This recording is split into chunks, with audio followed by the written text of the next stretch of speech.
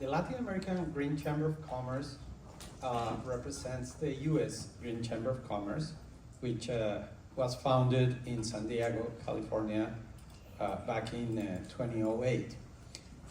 We started operations in Latin America from Colombia in 2012, and now we have expanded into Chile, Peru, and Mexico, where I live.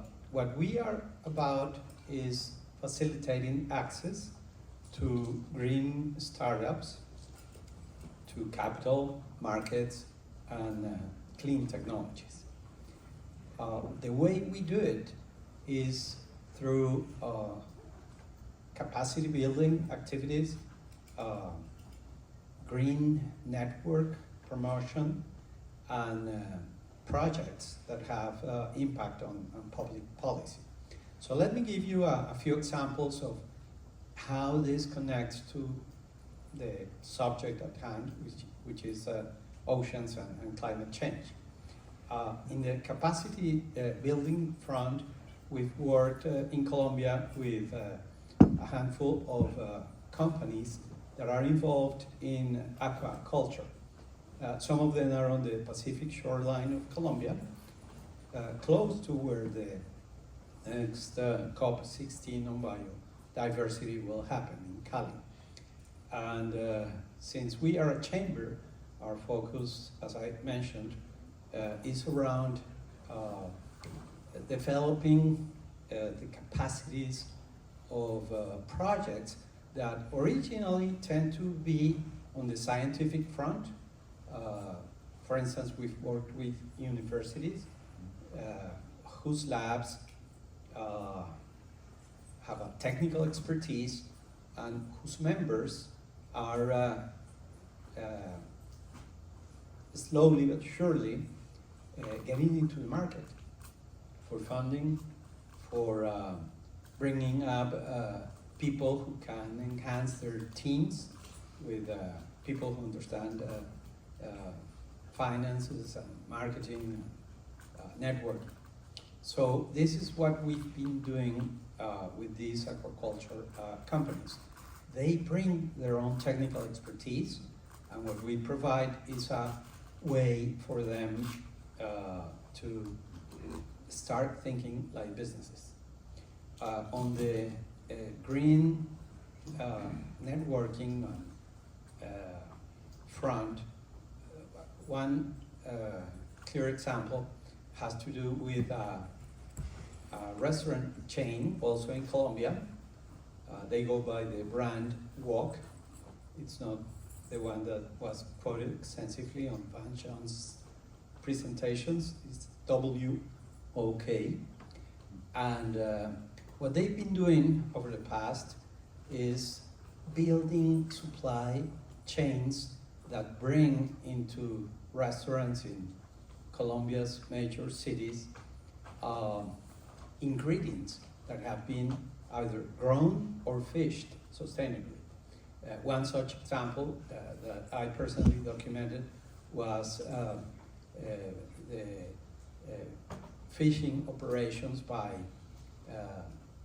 indigenous population on the coastline, in the Pacific coastline, that had already been certified by a Panama-based organization which specialized in such activities.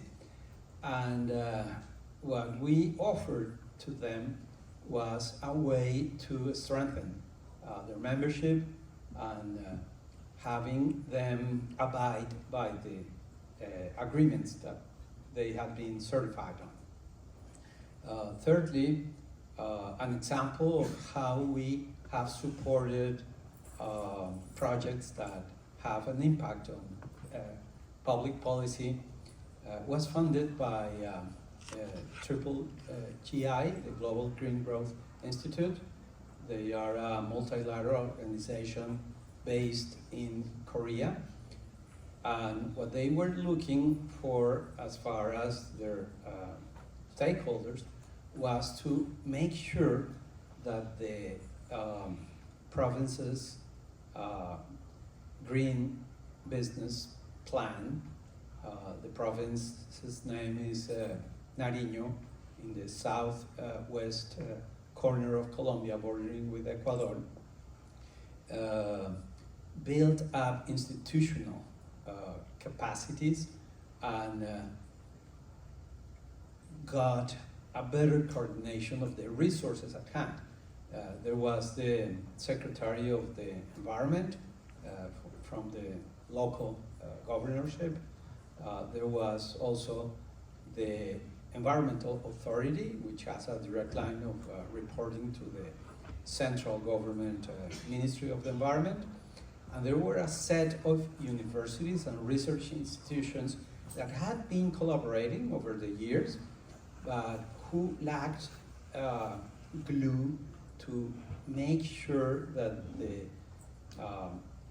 green business plans really got implemented and took advantage of all the regulatory and access to finances that were already available, but that somehow were not sufficiently coordinated. This particular province has a long Pacific coast shoreline, and a lot of the activities there were performed by African descendants and indigenous communities. Our role was to have them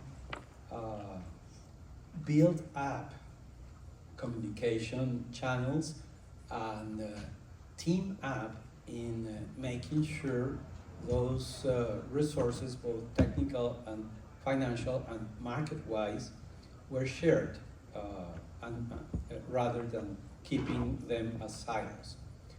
These are just a few examples of the activities that we've performed in Mexico, where I currently live. One of our co-founders is one of the pioneers in the blue carbon credit market. His name is Jorge Calderon. He lives in Toluca, and over time we've connected his company, Earth Lab Mexico, with people who are interested not just in Mexico but in other parts of Latin America, so that all these blueprints that have been created, there's no firm regulation of the blue carbon credit market in Mexico, and neither in other parts of Latin America, get ahead in the game despite the fact of clear guidelines. We all know, as some of you might have heard when I made a question in the last panel, that the carbon capture capacity of mangroves and pastos marinos and all the vegetation on the coastline is several times bigger than the carbon capture capacity of the average forest. However, there's no significant activity in the blue carbon credit market because people lack sufficient knowledge of how to go about it, how to connect to international financial markets, and, as I said, the lack of a regulatory mechanism. We're currently working with the support of the German Cooperation Agency around a few regulatory mechanisms which might include advancing on this particular front. Our goal as the Latin America Green Chamber of Commerce is to contribute to building and integrating the sustainable innovation ecosystem, not just in the region, as part of the global ecosystem. So I hope that when you present questions or comments, I'm able to solve them so that you identify how we can help you. Thank you. Thank you very much.